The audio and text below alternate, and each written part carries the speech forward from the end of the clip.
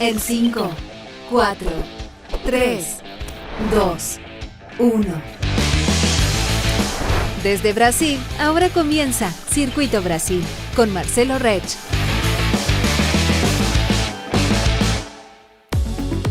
Olá pessoal, estamos de volta nessa sexta-feira com mais um Circuito Brasil, falando de ciência, tecnologia e inovação, trazendo sempre um convidado especial. Hoje nós vamos conversar sobre o uso das tecnologias, da tecnologia digital principalmente, em sala de aula, né? A gente que foi aluno lá nos anos 70, como eu, por exemplo, em que a chegada de um livro era a notícia da cidade, hoje a gente se depara com uma realidade totalmente diferente, né? Tudo cabe na palma da mão. E hoje eu vou conversar com o professor Emerson Machado, que é, acima de tudo, um devoto, um professor naquilo que é a essência da profissão, alguém que faz com paixão a cultura do ensino, do aprendizado, né? E hoje ele vai falar um pouco conosco sobre essa questão, ele que não começou ontem, mas já tem aí 2 décadas, pelo menos, usando tecnologias em salas de aula. Em 3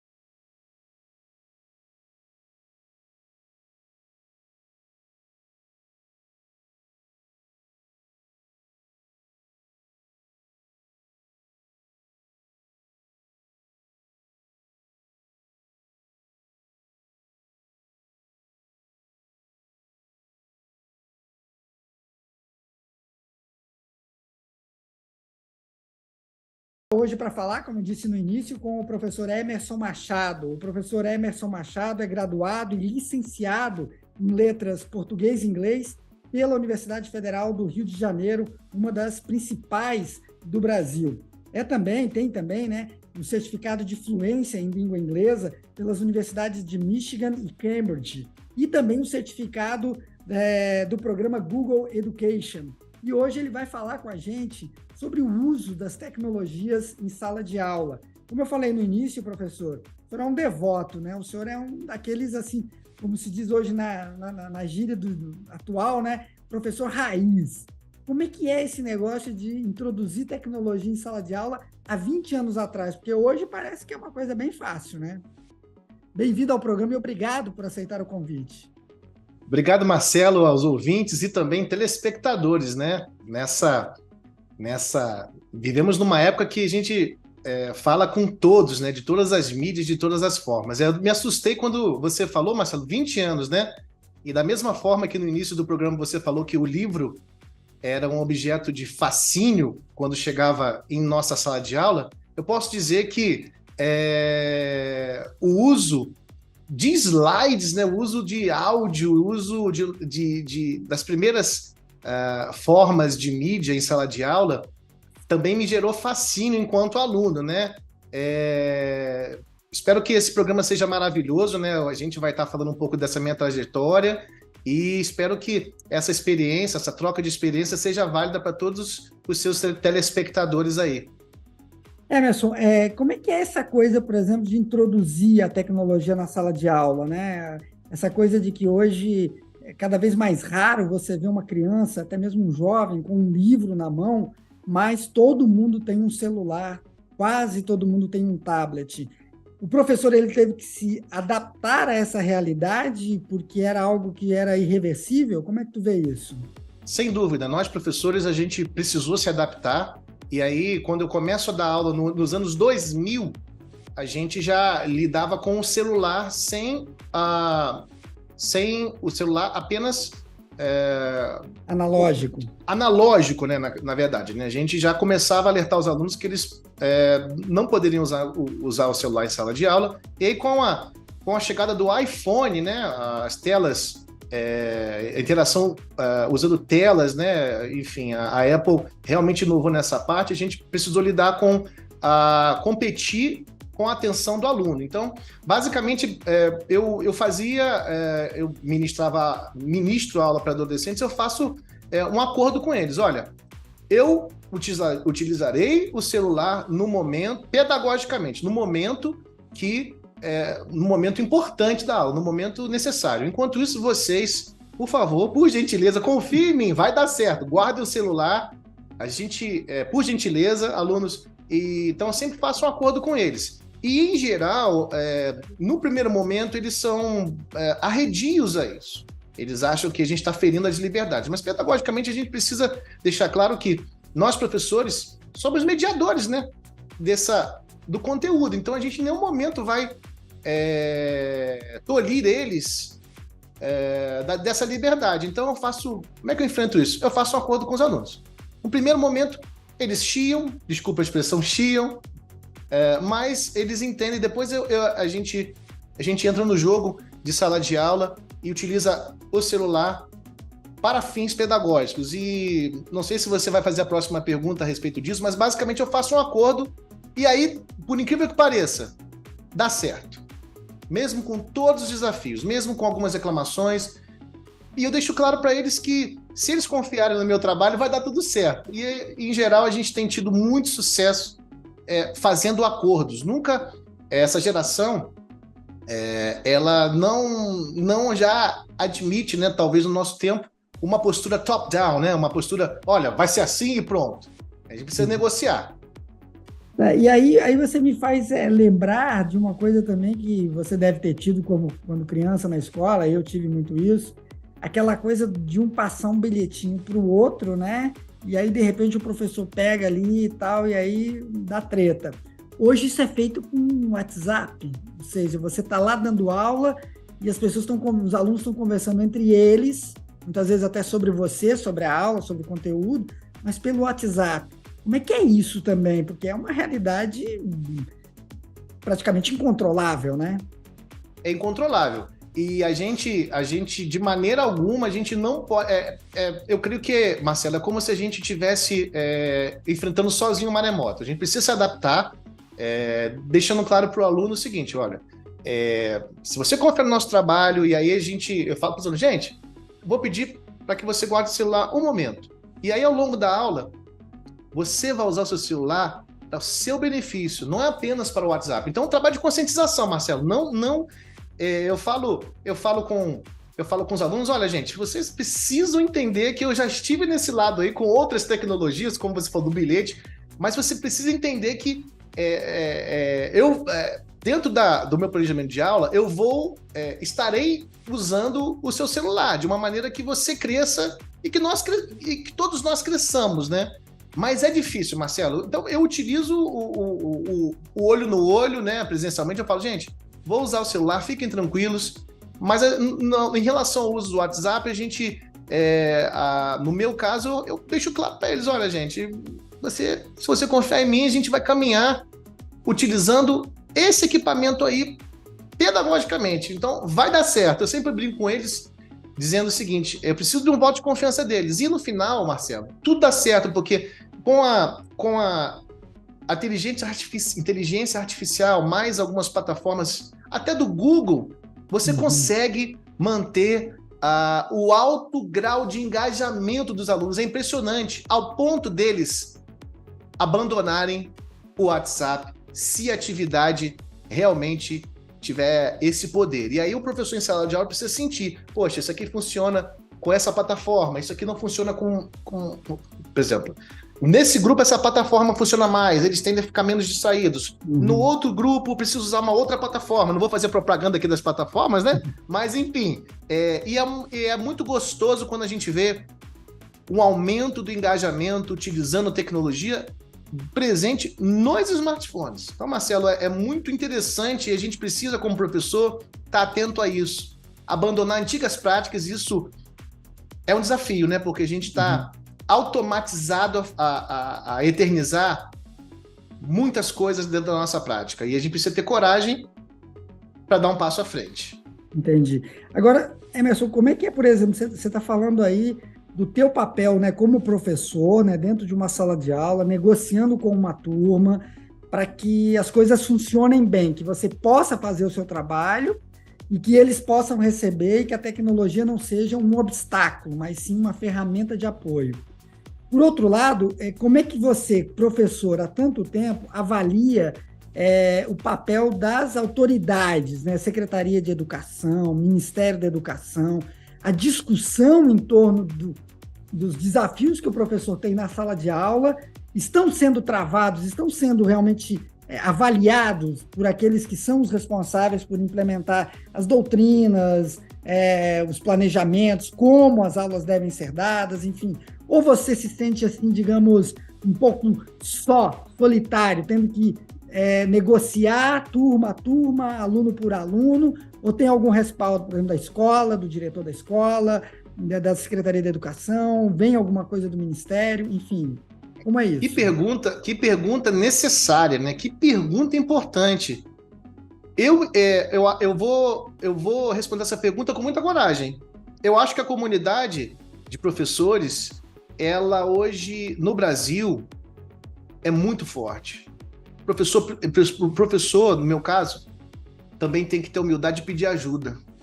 Então, eu creio que a nossa comunidade de professores, vou falar um pouco da minha área de inglês, português, e eu preciso dar mérito também ao Google, né? Quando eu me inscrevi para buscar certificações do Google, eu fui desafiado a pedir ajuda. Na verdade, foi oferecida para mim, oferecidas várias ajudas, só que eu precisei dar um passo de falar, eu não posso trabalhar sozinho, eu preciso estar com a comunidade, eu preciso estar em contato com os meus professores, com os meus colegas. Então, existe sim movimentos justamente de troca entre professores.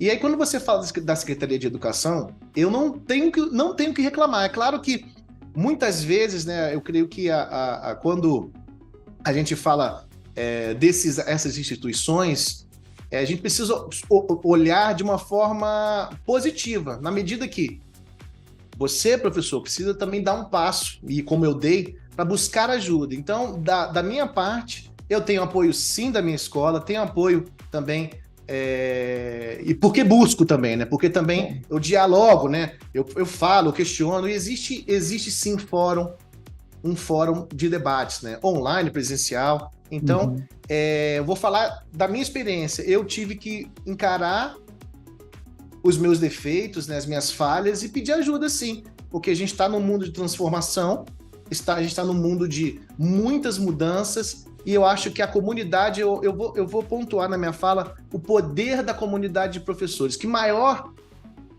vou ser usado aqui, maior que qualquer instituição de controle, seja as autoridades, ela nos dá um suporte mais rápido, mais direto. E é claro, as autoridades estão aí acompanhando nossas demandas, e dentro de um ambiente democrático, dentro dos locais corretos, dos fóruns corretos, a gente faz as nossas demandas, né? Pede. E isso é importante aí para a nossa caminhada também como professor. Emerson, você falou do Google, né? Inclusive da sua certificação, né? Do programa Google Education.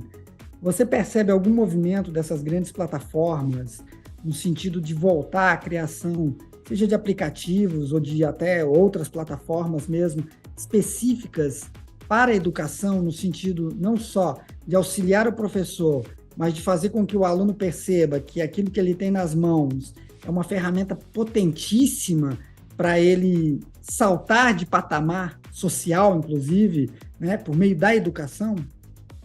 Olha, que pergunta bacana também, porque o Google oferece, a partir do Google, outras plataformas, e aí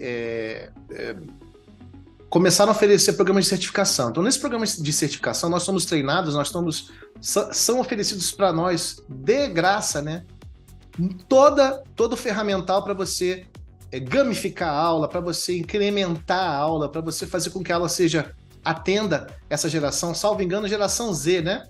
Eu não me lembro.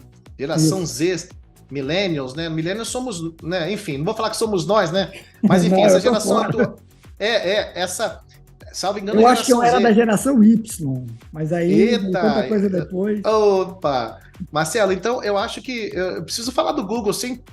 Não ganho nada para falar, mas assim, ela iniciou uma trajetória de capacitar o professor utilizando as ferramentas deles e ao ponto que inspirou as outras plataformas a também criar certificações. E essas certificações basicamente são jornadas que você enfrenta como educador. Você vai enfrentar seus medos, ao final você faz uma prova que aí tem um custo acessível, não é algo caro, mas você lida com seus medos. Você, na verdade, vira aluno e utiliza as ferramentas como é que eu posso falar? Você utiliza ferramentas como aluno e como professor. Então, você faz uma testagem, né? Então, o aluno, Marcelo, o aluno dessa geração, ele sabe quando uma aula é dinâmica, né? A palavra dinâmica vem do grego dunamis, né? Dinamite. Mas eu preciso preciso ser dinâmico com objetivo. Eu preciso ser dinâmico atendendo um objetivo inicial da aula, né? Não dinâmico só having fun, brincando. Então, tentando responder a tua pergunta, sim, o aluno sente a diferença de uma aula pensada, uma aula planejada, inclusive utilizando os smartphones dos alunos. Então, quando você consegue unir a ferramenta que eles têm na mão, que eles não tiram da mão, né? Não tiram da mão. Acabei mostrando o mouse, mostrei errado. Ó, quando eles entendem que no momento correto, o aluno vai estar utilizando uma ferramenta dinâmica, né? Poderosa. Ele entra no jogo, ele entra na brincadeira, desculpa a expressão, mas é uma brincadeira. Sim, no jogo de sala de aula é um jogo lúdico, né? De convencimento, de sucesso, de fracasso, mas que a gente está ali para encurtar o caminho deles nessa jornada chamada educação, né? Que nunca acaba. Emerson, um dos primeiros programas que a gente gravou para o Circuito Brasil, a Lei Periade nos falou, né, que quando Santos Dumont inventou o avião, ele não imaginava que fosse utilizado para guerra, né? Então, para mim, esse é um exemplo muito, muito, muito bom, muito, muito contundente daquilo que a gente vive também hoje, porque a tecnologia, né, tem todos esses benefícios que você está falando, que você está enumerando, né, torna a aula mais atrativa, mais dinâmica, mas, lamentavelmente, ela também é utilizada de forma negativa, né? Nós tivemos recentemente no Brasil um episódio de uma professora que foi assassinada, né, dentro de sala de aula por um adolescente de 13 anos, e o que se viu no desenrolar das investigações foi o conteúdo do celular e das redes sociais dessa criança, né, digamos assim, de ódio, de raiva, de contrariedade, de rebeldia. Para você que é professor que está dentro da sala de aula, é importante também o professor ter essa interação no sentido de conhecer o que os seus alunos veem na internet, o que eles postam, o que eles curtem. Isso te dá alguma orientação, te serve de algum norte para você pensar, bom, tem um problema aqui, como é que a gente resolve? E aí permitir que você construa uma solução para um determinado problema, olhando para esse perfil exibido hoje, né? A gente está nessa fase aí de muito exibicionismo, né? De total entrega de privacidade, eu diria, né? As pessoas se expõem totalmente. Como é que funciona isso para você, assim, fazendo essa analogia com o lado negativo, né? E aí você também tentando se precaver um pouco. Muito, muito interessante essa pergunta, né? E nossos pêsames à família, né, da professora, muito querida, né?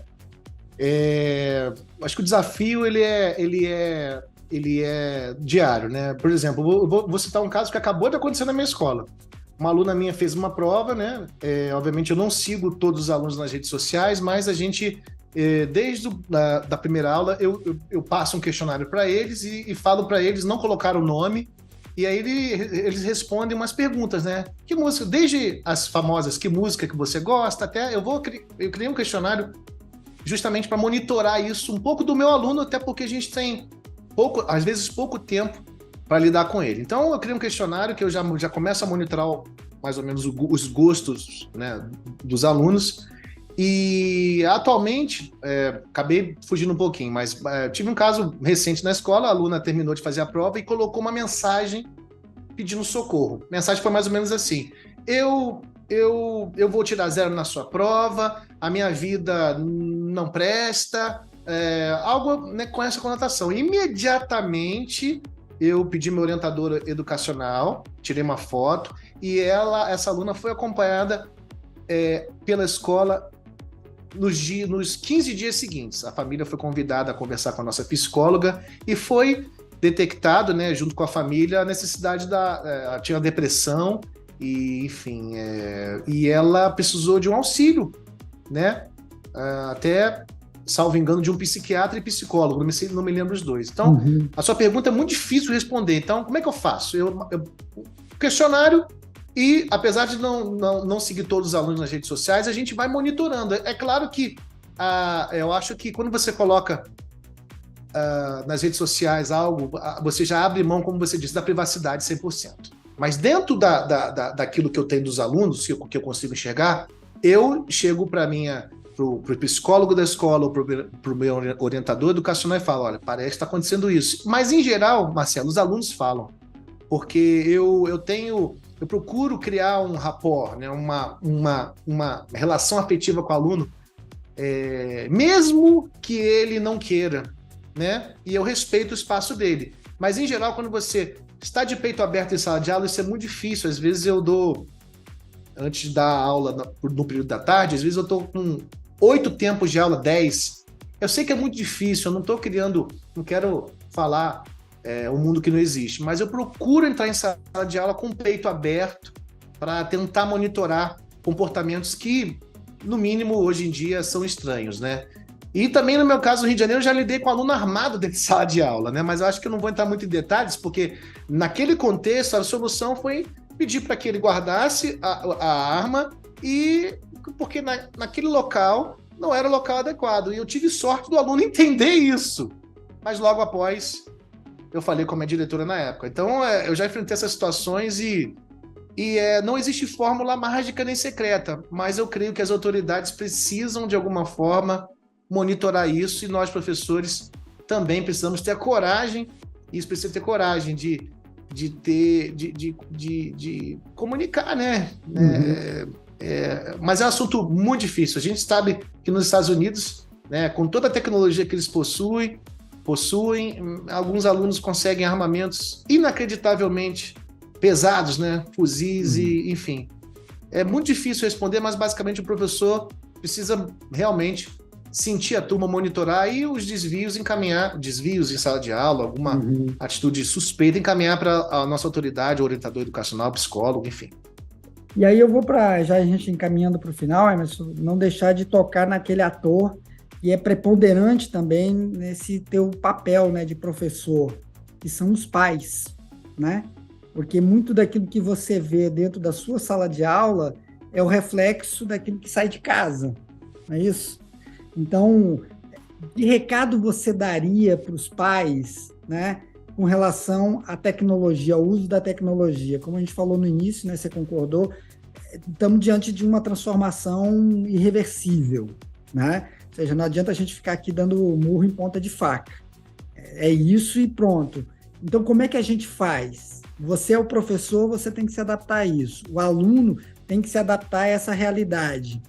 E aí, entre você e o aluno, tem a família, tem os pais, que são também os grandes responsáveis. Qual é o papel desses atores para que aquela criança, aquele adolescente, aquele jovem cheguem na sua sala de aula, sabendo usar a ferramenta e não perdendo tempo, não desperdiçando tempo?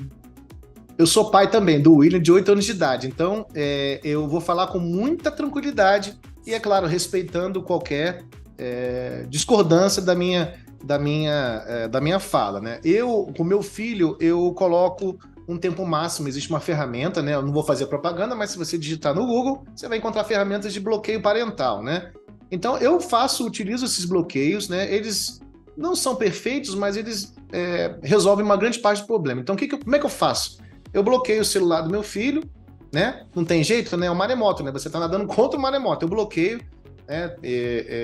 Bloqueio sites e deixo, como pai, eu faço isso. Então, acho que os pais precisam ter controlar os filhos, né? Como? Ofertando, né, o celular com algum controle parental. Basta digitar no Google, ele vai encontrar alguns fáceis de manusear.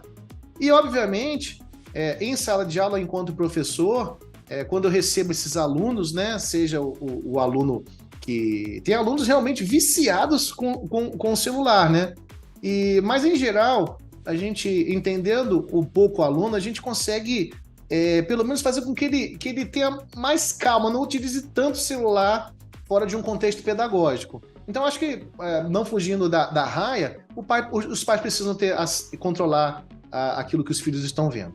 E eu vou falar, há pouco tempo, meu filho pegou o celular e ele estava...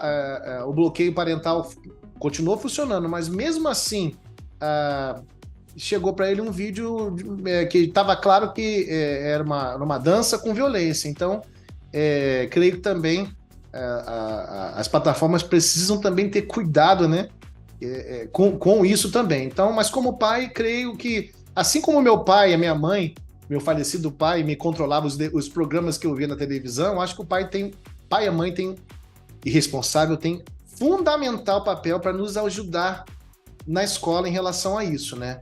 E eu acabei de ministrar uma aula sobre o uso do celular, eu fiquei assustado com o número de horas que os alunos americanos usam, né? Foi algo, então, eles semanalmente usam o celular 40 horas, é assustador, por semana, né? Eu fiquei um pouco assustado, são horas de tela. Então, resumo, os pais precisam estar junto com a gente nessa luta de controle, ou pelo menos de uso sábio dessa ferramenta, né? Perfeito. Pessoal, esse foi o Emerson Machado, que conversou com a gente hoje sobre o uso das tecnologias em sala de aula. O Emerson, como você percebeu, é um apaixonado por educação, professor. O programa de hoje, aproveito para fazer uma homenagem também aos meus irmãos, que são professores, os dois, ao meu filho, Gianluca, que é professor, a minha nora, que é uma filha também, que é professora. E a gente sabe que num país como o Brasil, lamentavelmente, é uma profissão muito desvalorizada. Nos países como a Coreia do Sul, por exemplo, o professor é uma autoridade, é reverenciado nas ruas, porque a sociedade tem nele, isso no Japão também, o reconhecimento do papel que eles exercem junto aos seus filhos, junto à sua família e ao desenvolvimento, né, econômico, social do seu país. Quiçá um dia, né, Emerson, a gente tenha alguma coisa parecida com isso no Brasil. Mas é isso. Por hoje a gente falou do uso de tecnologia em sala de aula. A gente vai voltar na próxima sexta-feira e eu conto com a presença de vocês. Emerson, um grande abraço e obrigado mais uma vez. Ele estará conosco em breve para conversar mais sobre esses assuntos. Um grande abraço e até lá.